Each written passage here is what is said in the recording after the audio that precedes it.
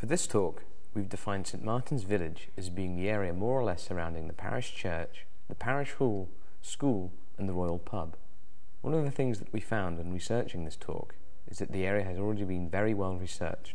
The St Martin's Parish book by Chris Blackstone and Katie LeCain talks extensively about the history of the parish, and many of the older buildings in the area have been detailed in Joan Stevens' Old Jersey Houses books.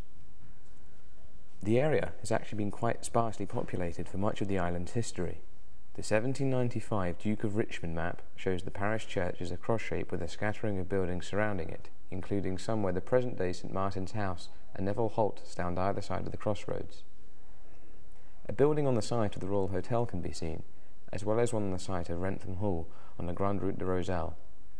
The roads are mainly lined with fields and orchards, which shows the importance of agriculture in the area at that time. Traditionally, rural buildings in Jersey tended to be fairly spaced out or built in small groups, which may have originally belonged to members of the same or related families, rather than clustered into villages around a church or a manor house as they might be in the UK. It is thought that one of the reasons for this is the lack of need to cluster buildings together for defence. Any raiders would find landing on the island difficult due to Jersey's high cliffs and rocky waters. Also, throughout Jersey's history, most of the male population could be called up as militia soldiers in the event of an attack, and any attackers would find it difficult to venture far inland. The development of the area as we know it today really started with the appointment of General George Donne as Lieutenant Governor of the island in 1806. England and France were at war at the time, and the island was under a threat of possible invasion. The Battle of Jersey had taken place some 25 years previously, and with the help of a local pilot, the invading French forces had managed to navigate the rocky waters at the Rock, land there, and march all the way into St Helier before the alarm was raised. General Donne realised that in order to defend the island effectively, he would need to be able to move soldiers and cannons to any possible point of attack in as little time as possible. The existing network of roads made this impossible. The roads that existed at the time were narrow and poorly maintained. They were sunk low into the ground and bordered by large banks, like many of our country lanes still are today.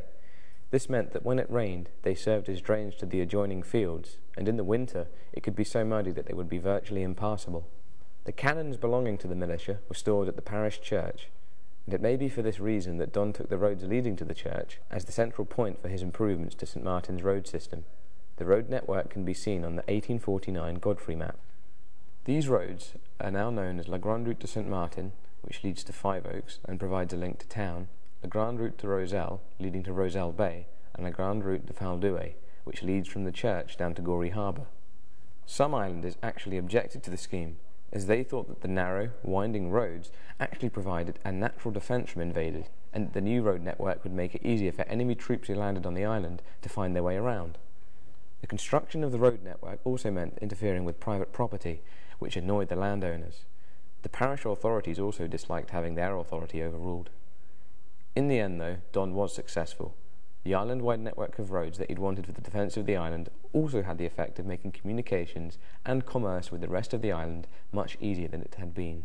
The route between the parish centre and town was especially important, as it helped to link the island with the UK mainland and the outside world in general. Looking at the St Martin's Church area on the Godfrey map, we can see that a few more houses had been built further down La Grande Route de Roselle, but overall the buildings were still quite scarce. Jumping forward to the 20th century, we can see that from the 1934 Ordnance Survey map, there had been an increase in the number of buildings alongside La Grande Route de Faldouet, although still nothing like as many as there are today. Many of the familiar features of the area, such as the war memorial outside the churchyard, the public hall, and St Martin's School, had been built by this time. St Martin's Parish Church is at the centre of the village and is probably the oldest building in the parish. We know that a church has existed there as far back as 1042, as it is mentioned in a charter where William, Duke of Normandy, who would later become William the Conqueror, granted the Church of St Martin, the old in the Isle of Jersey, to Cherisy Abbey in France, along with its lands and a third of its tithing grain. The building itself has been added to and renovated many times over the course of its history. During the Reformation, for instance, the chancel of the church was boarded off and the area was used as a school. We can see it there on this plan of the church made in 1876. There continued to be no dedicated school building in the parish until St Martin's School was opened in 1900, following a law that came into effect in 1894, the Loi sur l'instruction publique, requiring that the authorities of each parish had to provide a place of education. There was also a number of privately run schools in the parish. These included Mr. William E. Silk's School, Originally located at Springside House on the Grande Route de Faldouet, it was moved to Les Alpes from 1920 to 1933, and whilst it was there, it adopted the name St Martin's Collegiate School. The school moved onto premises in La Longue Rue in 1933 and remained there until it closed on Mr Silk's retirement in 1948. After Silk's school moved out of Les Alpes, Miss Elsie Marguerite Touzel moved her own school from Le Fons at Fauvic into the premises, where she stayed teaching until her own retirement in 1977. Springside was also continued as a school by Mrs Hilda Ahier and her sister Miss Linda Lucilio, who continued teaching there until the 1960s.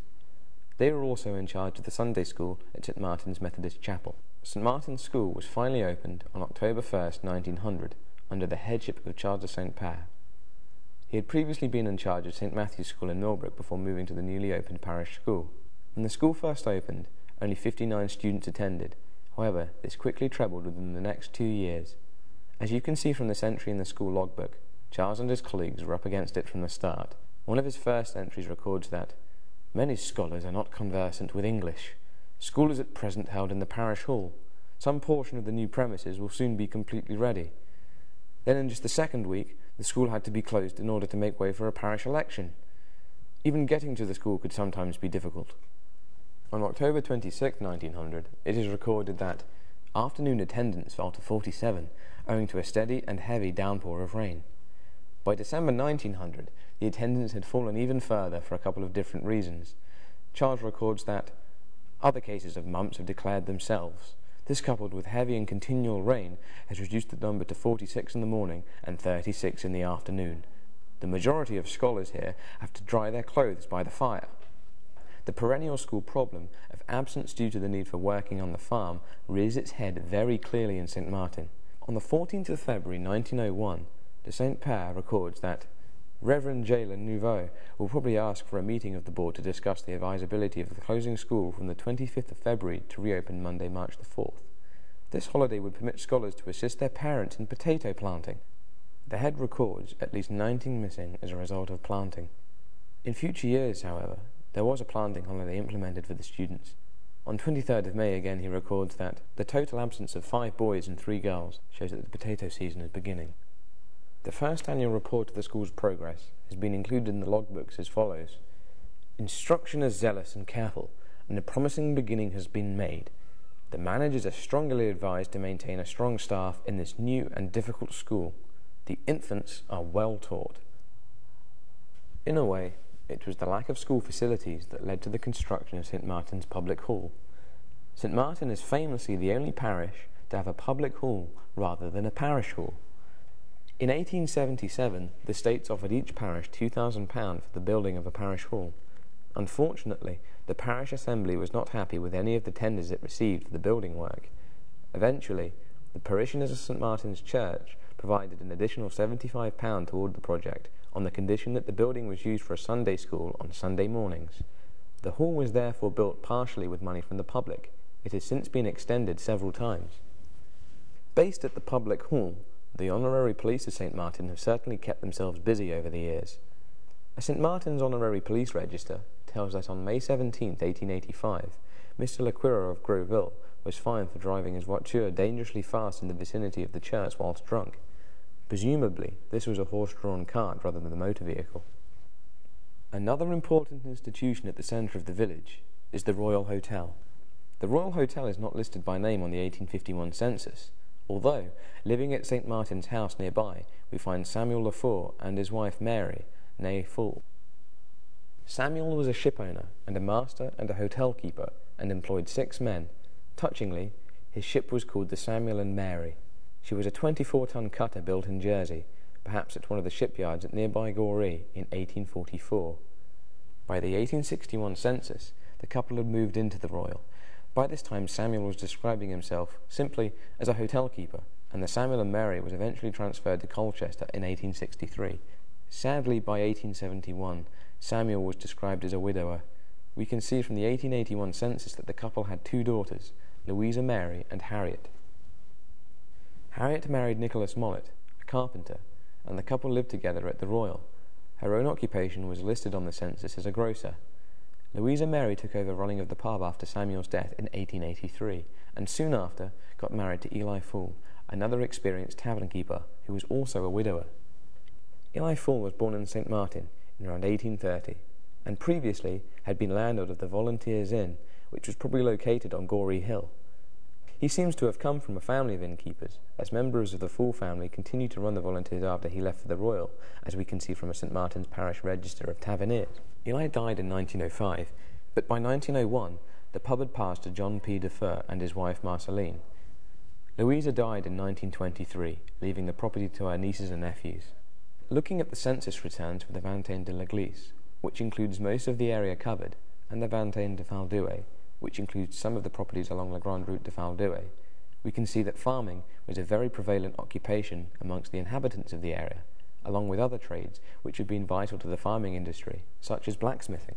Although we think of sons of skilled tradesmen following in their father's footsteps in the hope of continuing the family business, this was not always the case. The 1871 census sees one Charles Panchard, aged 67, a master blacksmith, sharing a household with his son John, a lawyer's clerk. While farming work seems to have been the number one occupation in the area, a number of parishioners listed on the earlier census returns seem to also have enjoyed a high level of education, in contrast to many of their peers who we saw earlier were habitually taken out of school to help with their family's farm work. At the time of the 1851 and 1861 censuses, the Croix House on La Grande Route de Roselle was the residence of Frederic Nicole, who listed his profession as general practitioner and member of the Royal College of Surgeons, who had moved to the island from England. In 1901, moves were being made to improve the standard of education generally in the island, with the states passing the law on public education, which we've already mentioned, in 1894. Among the many school teachers living in the parish was Miss Lucy M. Bogie, who lived at Lyndhurst on La Grande Route de Roselle with her brother Sidney, who at 21 years of age listed his occupation as undergraduate at Oxford. Nearby lived a Miss Elsie M. Journo, 17, a music student. She must have found her vocation with music, as she later went on to become a music teacher herself, as we can see from a programme for a concert given at Restaurant de Grouchy on December 1st, 1937, given by Madame Elsie Journo and her pupils. Not everyone was so lucky, unfortunately. Jean Ball and Edward Lace are listed on the 1851 census as receiving parish assistance, and here we see a page from St. Martin's Register of Welfare and Charity Payments made to deserving parishioners. One event that had a huge impact on the character of the parish was the building of St. Catherine's Breakwater in the mid-1800s. We can see the breakwater and the planned second dam of the harbour from this map from around 1860. A large influx of workers from the UK and Ireland arrived in Jersey to work on the project. At the peak of the project in 1852, the works had as many as 361 employees. Many of them are accompanied by wives, children, and other family members. For instance, Thomas Rudd, a clerk to the government works originally from Croydon, was accompanied by his wife, 8 children, and 2 cousins. The family lived at Oak Cottage, which may have been located at La Grande Route de Faldouet, within the Vingtaine de l'Église. The sudden increase in population kept the honorary police and no doubt the shop and tavern owners busy. It is easy to imagine how difficult it could have been for the families of the British and Irish St. Catherine workers to settle into a completely different culture where Gérier and French were the everyday languages. A school inspector's report from the early days of St. Martin's Primary School some 50 years later mentioned that even then all children were French speakers. One lasting reminder of the St. Catherine's works can be seen in the Catholic Church, which was opened in February 1863. Most of the Irish labourers and their families would have been Catholics, and when they arrived on the island there was no Catholic church in the vicinity. There were already a large number of French Catholics in the parish who had come over to work on the farms or as domestics. The arrival of St. Catherine's workers added to their numbers. However, to attend church meant a journey of 5 to 7 miles into town. In 1847, a visiting French priest from Bordeaux, called Father E. Hallam, visited the island and stayed at Carteret View House at Faldouet. Having seen the situation in the parish, he decided to set up a chapel and school on a plot of land next to the house. The chapel was built the same year and named Notre Dame de St. Martin. Father Hallam stayed there for 8 years, although this was still in an unofficial capacity. The French Catholic population petitioned the Bishop of Southwark, asking for an official mission to be set up in St. Martin. The Irish Catholic population petitioned the same bishop in the same year to ask for a place of worship to be provided for them. Father Hallam also wrote to the bishop, noting that the town-based priests of the time seemed reluctant to help out for fear of losing their own congregations. Father Hallam left Jersey in 1855, and was eventually replaced by a priest called Father Joseph Guiramond. And on September 6, 1857, the church was officially blessed. The congregation continued to increase, and within a few years had outgrown the chapel. It was clear that a new church was needed. As the parishioners were mostly poor labourers, funding was sought via donations from wealthy Catholics in France and in Europe, and the church building that is there today was completed in February 1863. The full name of the church is Our Lady of the Annunciation of the Martyrs of Japan, which seems like a strange name for a church in a corner of rural Jersey. In the mid-16th century, Christian missionaries began to establish themselves in Japan with the aim of converting the local population. Initially, they had the permission of the local feudal lords who hoped to set up trade relations with Europe. However, they were also aware that the Spanish colonization of the Philippines, for instance, had gone hand in hand with the conversion of the local population. They began to see Christianity as a threat and started to try to suppress the religion. On February the 5th, 1597, 26 Christians, including 6 Franciscan missionaries, 3 Japanese Jesuits, and 17 Japanese laymen, were crucified in the city of Nagasaki, as we can see from this Japanese painting dating from around the 17th century. They were canonized in June 1862, and their first feast day was arranged for February the 3rd, which coincided with the completion of the church on the 3rd of February 1863, hence the naming of the church. One of the oldest houses in the parish of St. Martin can be found opposite the church in the shape of St. Martin's house. Quite a lot has been written about this house in various publications. The Collas family owned the house for many years, and their family are included in Payne's Armorial. The first record of the house being purchased was by Gratian Collas. Payne's Armorial notes that Gratian was involved in the disastrous Battle of St. Aubin de Cormier, which took place in July 1488 between the forces of King Charles VIII of France and Francis II, Duke of Brittany. This battle effectively saw the end of Breton independence. It was reported that Gratian fled, severely wounded, according to the legend, with his entrails in his arms, and came to Jersey. He did have enough time, however, to collect some of his wealth as well as bringing with him his wife, Philippine Knoll, sister of a priest called Nicholas Knoll. They settled in the property that came to be known as St. Martin's House. In September 1490, in front of parish officials, he bought the Maison de St. Martin from John Nicole. This was later confirmed in a contract registered in the royal court 20 years later in 1510. There the Collas family remained for almost the next 400 years. During that time, they farmed the land around the house and changed the house massively, with both the internal and external views of the house being renovated and refurbished completely. There were distinguished members of the family. One member of the family was Philippe Collas, who was constable of the parish from 1775 to 1779, and then again from 1784 to 1790.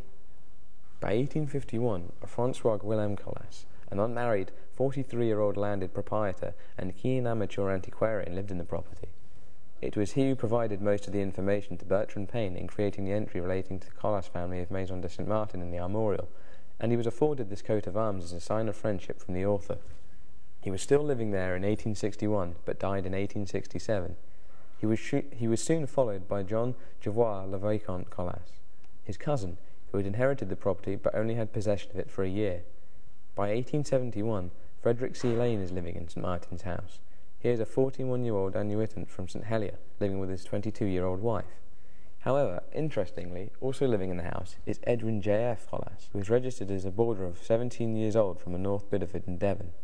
His father having died, he was actually the owner of the property, albeit not yet of age. By the 1881 census, he had taken possession of the property and married to Laura C. Collas, 26.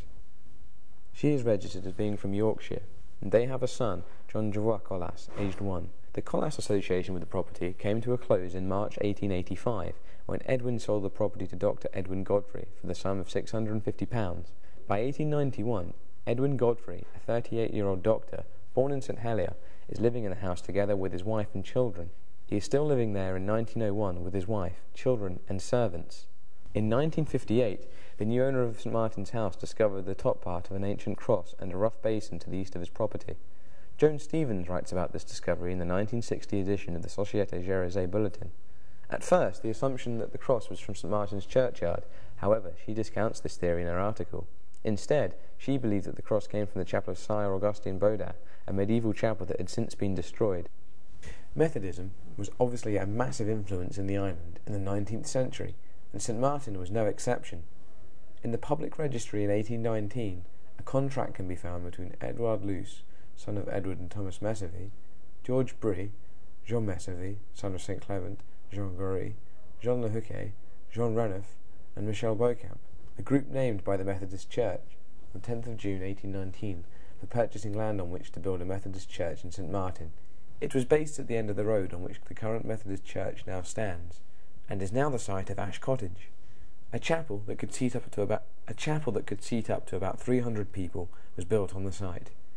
Unfortunately, the congregation soon found that they were outgrowing the venue. On the 19th of January 1850, 2 contracts passed before the Royal Court that concerned St. Martin's Methodist Church. Firstly, the site of the original chapel was sold to Frederick Nicole for the sum of £138, 9 shillings and 3 pence. Underneath this entry is that of the trustees buying land from Ellen Hubert, wife of Peter Falaise, for the sum of 3/4 of wheat rent, with the purpose of erecting a church on the site. The architect, Philippe Brie, who also designed Grove Place Chapel, was commissioned to design the building. The cost of the new building was £770, and the foundation stone for the new chapel was laid on 28th of April 1850. The first service was conducted by Reverend Philippe Torgus on 5th of January 1851. In 1891, the chapel was enlarged, and a new Sunday school and committee room were built. In his report on Methodist chapels, published in 2007, Jeremy Lake picked out these, one of only 2 examples of painted text boards in French. An individual very concerned with the state of the Methodist Church in St. Martin was Edward Slade. He was born in England in the early 1860s. His mother was born in the island, and Edward moved back here and can be seen living in St. Martin in 1881 with his uncle and aunt John and Anne Ferry. They lived at La Forge near the drill shed on Rue de la Croix-en-Maitre. Jean Ferry was registered as a blacksmith, and Edward was his apprentice. The St. Martin's book says that Edward had moved to the island when he was just 14 in order to learn the trade from his uncle. By 1886 he had raised sufficient funds to buy a property of his own, and purchased what was called Orkney Cottage, and which he renamed Alhassa, on the Grande Route de Faldouet, from Charles Garnier, for the sum of £387 and 12 shillings. The contract records that the property had a forge attached to it. In 1889, Slade married a girl from St. Martin called Mary Elizabeth Knoll, and they were shortly to have a son in 1890, also called Edward. The Slades were very deeply involved in both the parish and the Methodist Church. We hold a number of depositions in which Centennier Edward Slade was called as a witness for a variety of crimes. Looking through the honorary police registers, he was often called up to sort out problems within the parish. We also hold the St. Martin's Methodist Church minutes, in which he was employed to install a hot water system in 1910. Interestingly, his role within the parish and the church clashed in a case detailed within the St. Martin's parish book. Edward believed it an injustice that money he paid towards rates was used in the maintenance and upkeep of the Anglican Church, but that the Methodist community had no such luxury. Because of this, he decided to withhold his rates payment for 1907. He was acclaimed, as you can see in this extract from the Almanac, as the first passive resister. The case was brought forward in front of the Petty Debts Court on March 20th. His representative, Advocate Nicole, explained that he didn't object to paying rates to the parish, and was quite happy to pay £1, 15 shillings and 11 dimes. He did object, however, to contributing to a church of which he was not a member, and for paying for the church ventilation. Consequently, he would not pay the extra 1 shilling and 7 dimes that was due. He was ordered to pay the full amount of rates plus costs. As he refused to pay, his colleague from the parish, the Constable C. Pershard, as well as an officer of the court, came to his house to auction his goods in order to recover the funds. An advertisement was placed in the parish box, but when someone took it down, Mr. Slade advertised within the local newspapers in order to highlight the event. From the report within the Jersey Times, it sounds like a raucous affair, with sympathisers and onlookers gathering to see the event.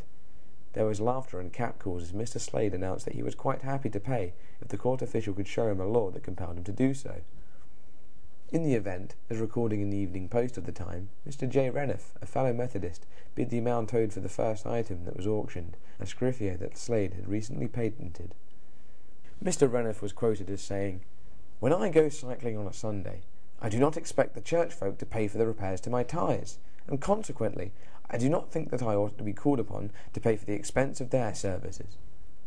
Afterwards, the Reverend Allpress addressed the crowd, claiming Mr. Slade's stand in saying that the constable may have to come to his house later, as he objected to paying the money as well. Mr. Slade finished by addressing the crowd by saying, "Goodbye, gentlemen. I hope to see you all again next year."